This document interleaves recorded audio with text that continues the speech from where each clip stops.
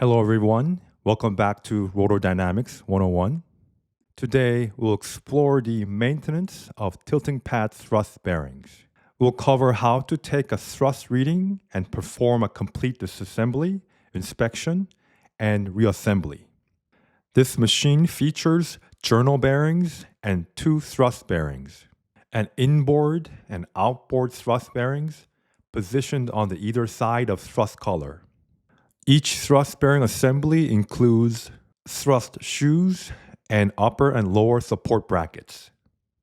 Before we begin, safety first, the machine has to be locked and tagged out and drained of fluid to ensure a safe working environment. The first maintenance step is taking a thrust reading to measure total clearance, which indicates the movement allowed by the thrust shoes and support bracket. Using a dial indicator, we'll measure the shaft movement and compare the reading to the manufacturer specifications. If the total clearance exceeds the specified limits, maintenance is required. Let's take the reading carefully, ensuring accuracy by rechecking the zero position. Excessive clearance is often caused by worn thrust shoes, but to pinpoint the issue, we'll disassemble the bearings and inspect the components.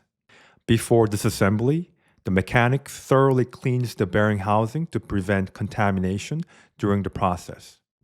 Then the end plate, housing bolts, and guide pins are removed, followed by the upper half of the housing and the upward thrust bearing components.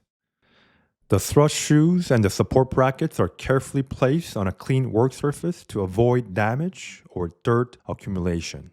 Once disassembled, the components are inspected. If any thrust shoes shows excessive wear, the entire set must be replaced to ensure even load distribution and optimal performance. In this case, the shoes are in good condition, so they will be reused. The technicians reassembles them in their original positions to maintain proper alignment. Reassembly starts with the inboard bearing.